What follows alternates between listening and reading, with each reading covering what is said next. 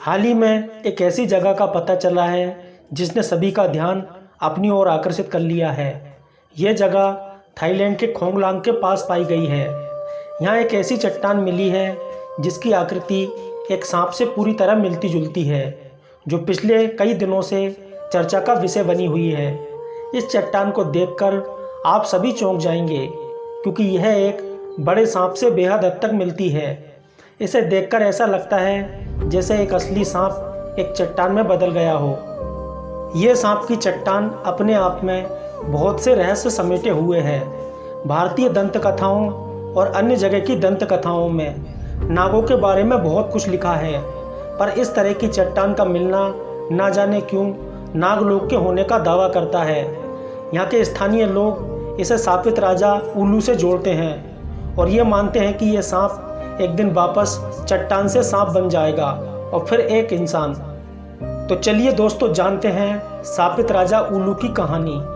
Video में और आगे बढ़ें इससे पहले मैं आपसे रिक्वेस्ट करना चाहूँगा कि यदि आप हमारे चैनल पर नए आए हैं तो प्लीज़ चैनल को सब्सक्राइब जरूर कर लें और साथ में बेल आइकन भी दबा देना, ताकि नए वीडियो का नोटिफिकेशन आपको मिलता रहे।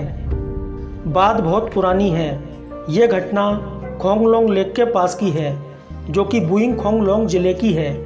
ये ज़िला थाईलैंड में पड़ता है। उस समय इस जगह का नाम रातपा नाकेन था, जिसके राजा थे उल्लू।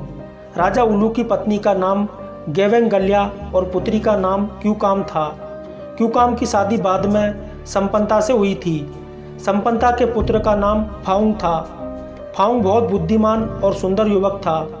एक बार फाउंग की मुलाकात एक सुंदर युवती नाक्रांत रानी से हुई, जिसे देखकर फाउंग को उससे प्यार हो गया। समय के साथ साथ दोनों का मिलना जुलना होता रहा। फाउंग ने नाक्रांत रानी के सामने शादी का प्रस्ताव रखा और महल में रहने का पूछा। नाक्रांत रानी इस बात से बहुत खुश हुई कि फाउंग उसे बहुत प्यार करता है, किंतु मन ही मन उसे एक बात की चिंता थी कि जब फाउंग को इस बात का पता चलेगा कि नाक्रांत रानी मनुष्य ही नहीं है तो फाउंग उसे छोड़ देगा। वास्तविकता में नाक्रांत रानी सर्प योनि की एक महिला थी, जिसे वहाँ की भाषा में नाका कहते हैं। नाक्रांत रानी ने ही सबसे पहले फाउंग को देखा था और उसे आकर्षित करने के लिए ही सुंदर स्त्री का रूप धारण किया था। अब इस दुविधा से बचने के लिए नाक्रांत रानी नागलोक गई और अपने प्रेम से संबंधित बात अपने पिता को बताई, जो नागलोक के राजा भी थे। नाक्रांत रानी एक इंसान से शादी करना चाहती थी और इस बात से नागलोक के राजा बहुत परेशान थे, क्योंकि आज तक कभी इंसानों की और नागों की शादी नहीं हुई थी। इसलिए वो अपनी पुत्री की शादी एक इंसान से नहीं कराना चाहते थे। नागलोक के राजा अपनी पुत्री से बहुत प्यार करते थे और अपनी पुत्री की जिद के आगे झुकना पड़ा। नाक्रांत रानी और फाउंग की शादी के लिए एक समारोह किया गया, जो 7 दिन तक चला। रातपा नाकेन में किसी को नहीं पता था कि नाक्रांत रानी एक नाग कन्या है और 3 साल तक सब कुछ अच्छे से चला, किंतु नाक्रांत रानी और फाउंग को कोई संतान नहीं हुई थी और यही चिंता मन ही मन नाक्रांत रानी को खाए जा रही थी। मनुष्य योनि में वो चिंता के कारण बहुत ज़्यादा बीमार रहने लगी, जिसके कारण उसने दोबारा सर्प योनि में जाने का निर्णय लिया। तभी एक नौकरानी ने नाक्रांत रानी को इंसान योनि से सर्प योनि में बदलते हुए देख लिया। वो नौकरानी ये सब देखकर बहुत भयभीत हो गई और वहाँ से भाग गई और नाक्रांत रानी के सांप में बदलने की बात आग की तरह पूरे राज्य में फैल गई। राज्य में लोगों को इस बात का पता चलने पर बहुत दुख हुआ।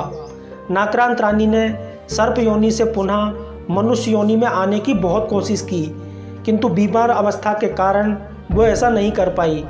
धीरे धीरे नाक्रांत रानी लोगों के मन से निकलती गई।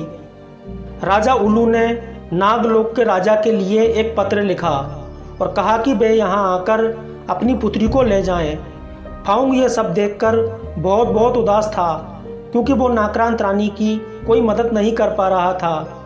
नागलोक के राजा अपनी पुत्री से बहुत प्यार करते थे और जब वे अपनी पुत्री से मिलने आए तो अपनी पुत्री की इस दशा से वे बहुत क्रोधित हुए और अपनी पुत्री को अपने साथ लेकर चले गए और जाते जाते कहा कि वे अपनी सेना के साथ वापस आएंगे और रातपा नाकेन का नामो निशान मिटा देंगे। उसी रात वे अपनी पूरी सेना के साथ वापस आए और रातपा नाखेन के सभी लोगों को मार दिया और रातपा नाखेन पूरी तरह से जलमग्न हो गया, जो कि आज वर्तमान में खोंगलांग लेक के नाम से जाना जाता है। नागलोक नरेश ने राजा उल्लू को एक नाग बना दिया और यह श्राप दिया कि वे इस योनि से तब तक मुक्त नहीं हो सकते जब तक कि रातपा नाखेन पुनः एक शहर नहीं बन जाता। और यहाँ के लोगों का यही मानना है कि पत्थर से बना यह नाग राजा उल्लू का ही है, जो इंसान से सर्प बन गया था। दोस्तों, आपको इस कहानी में कितनी सच्चाई लगती है? आपकी राय मुझे कमेंट करके ज़रूर बताएं। और यदि आपको वीडियो अच्छा लगा हो तो वीडियो को लाइक करें, शेयर करें और ऐसी ही और जानकारियों के लिए चैनल को सब्सक्राइब करना ना भूलें।